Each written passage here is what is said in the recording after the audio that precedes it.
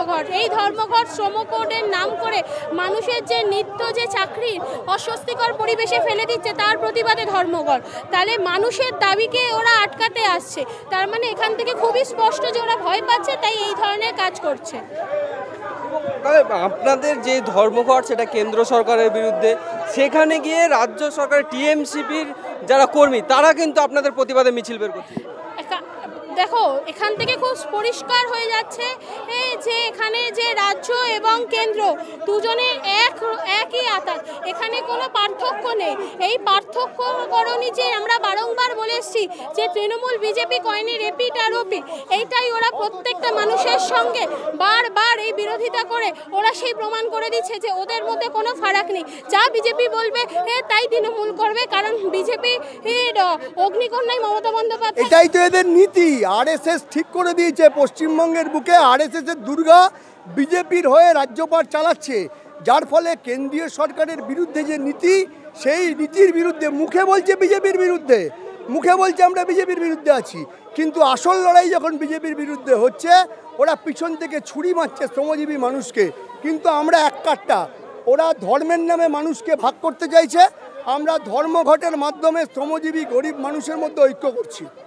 এরকম পরিস্থিতিতে রাজ্য সরকারের দিক থেকে বাধা, তারপর তাদের মিছিল বের হচ্ছে, পুলিশ আপনাদেরকে আটকে দিচ্ছে, আপনাদের ধর্মঘট কতটা সফল হচ্ছে? আমাদের ধর্মঘট, আমি বলছি আগের বছর সারা দেশে 20 কোটি মানুষ ধর্মঘটে সামিল হয়েছিল, এই বছর ইতিমধ্যে 40 কোটি মানুষ ধর্মঘটে সামিল হয়েছে। দেখুন ব্যাংক বন্ধ, পরিস্থিতি কতটা? এটাতে এটা স্পষ্ট হচ্ছে যে তৃণমূলও চায় যে এই শ্রমকোড যাতে লাগু করা হয়, কারণ কি শ্রমকোড যদি লাগু করা হয় তাহলে আমাদের মতন যারা যুবক যুবতীরা আছে যারা কাজ পাচ্ছে না তাদের পিঠ দেওয়ালে ঠেকে যাবে। তারপর তারা এই যে তৃণমূলের গুন্ডামি, তৃণমূলের যে চোর জোচ্চুরি ইত্যাদির সাথে যুক্ত হবে, তাহলে তৃণমূলের যে দালালির বিজনেস, সেই বিজনেসটা আরও বড় হবে। সেই দালালির বিজনেস, সেই ইউনিয়ন দখল করার বিজনেস, সব রকমের দুর্নীতির যে এদের কারবার, সেই কারবারগুলো যাতে বড় হয়, যাতে আরও ব্যাপকভাবে বাড়ে, যাতে মানুষ ঠিকঠাক মজুরি না পায় তাদের চাকরিস্থলে, সেইটা করার জন্য তৃণমূলের শ্রমকোড সমর্থন করছে। আপনাদের ধর্মঘট তো কেন্দ্র সরকারের বিরুদ্ধে, রাজ্য সরকার কেন? এটাতে এটা স্পষ্ট হচ্ছে যে কেন্দ্রীয় সরকার আর রাজ্য সরকারের মধ্যে আসলে একটি আঁতাত আছে। তৃণমূল যে দেখায় যে কেন্দ্রীয় সরকারের যে নীতি, সেই নীতিগুলোর থেকে, জনবিরোধী নীতিগুলোর থেকে তৃণমূল আমাদের বাঁচাবে, আসলে সেটা নয়। আসলে এটা স্পষ্ট যে তৃণমূলেরও বিজেপির সাথে আঁতাত আছে এবং এরা দুজন একসাথে মিলে পশ্চিমবঙ্গের অর্থনীতি এবং পুরো দেশের অর্থনীতির রসাতলে পৌঁছানোর চেষ্টা। প্রথম থেকে বলে আসছি যে রাজ্য সরকারটা যে দলটা চালাচ্ছে, সেই দলের যে সুপ্রিমো মমতা ব্যানার্জি সহ পুরো দলটাকে তৈরি করেছিল নাগপুর থেকে। আরএসএসের তৈরি দল হচ্ছে তৃণমূল কংগ্রেস। সে স্বাভাবিক কেন্দ্রে যে আরএসএস পরিচালিত বিজেপি দল এই আইন আনছে, তার বিরুদ্ধে তারা কি করে যাবে? কোনো কোম্পানি, ধরুন একটা কোম্পানি সিস্টেম কনসার্ন হয়, সেই কোম্পানি যা নিয়ম করবে তার সিস্টেম কনসার্ন কি তার বাইরে যেতে পারবে? সরাসরিভাবেই একই বিষয় মোদী সরকার যা আইন করবে তার বাইরে তৃণমূল কংগ্রেসের মমতার সরকার যাবে না, এবং তারা যাবে না বলে সাধারণ মানুষের যে ক্ষতি হবে সেই ক্ষতির বিরুদ্ধে, সেই ক্ষতির পক্ষে গিয়ে তারা মোদী সরকারের হয়ে থাকবে।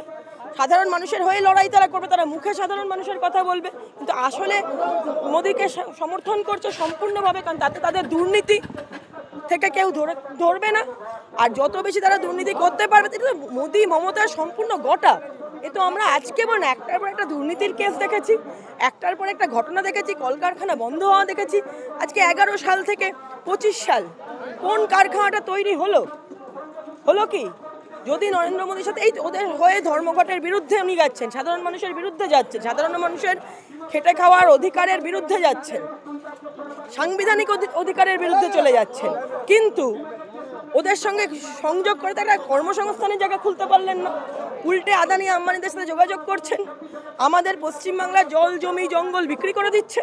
এই তো অবস্থা। দেউচা পাচামি থেকে শুরু করে একটার পর একটা জায়গা দেখেছেন বিক্রি হয়ে যাচ্ছে আদানিদের হাতে। এমনি এমনি তো নয়।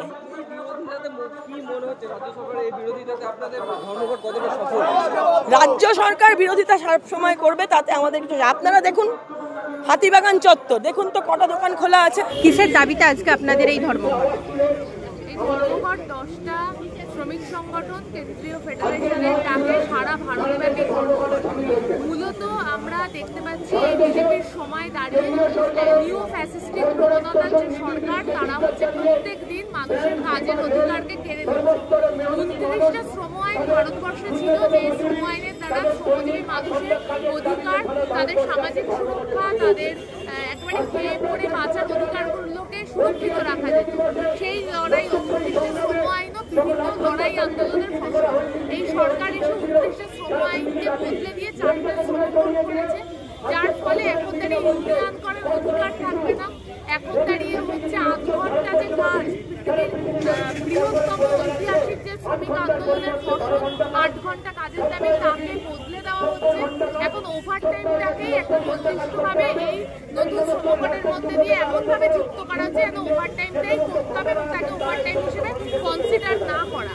8 ঘন্টার মধ্যে 12 ঘন্টা কাজ করা, 100 জন যেখানে শ্রমিক আছে সে জায়গায় ইউনিয়ন করতে না পারা, ইএসআই, পিএফ এর মতো যে সামাজিক সুরক্ষা রয়েছে সেগুলোকে ঠিক মতো না দেওয়া, ন্যূনতম মজুরি যেটা আগে শ্রমিকের প্রয়োজনীয়তা অনুযায়ী তৈরি করা হতো সেটাকেও বর্তমানে তৈরির চেষ্টা হচ্ছে মালিকের স্বার্থ অনুযায়ী। এবং এর পাশাপাশি এই সমস্ত যা যা হচ্ছে, একজন ছাত্র হিসেবে ছাত্রের এই সময় দাঁড়িয়ে যে নয়া জাতীয় শিক্ষানীতি হয়েছে, সেই নয়া জাতীয় শিক্ষানীতি আসলে আমাদের ছাত্রদেরকেও সস্তায় শ্রমিক বানানোর চেষ্টা করছে। প্রত্যেক দিন তাদের লেখাপড়ার অধিকার কেড়ে নেওয়া হচ্ছে। এই সময় দাঁড়িয়ে তাই এই ধর্মঘটে আমরা প্রত্যেকে সামিল হচ্ছি।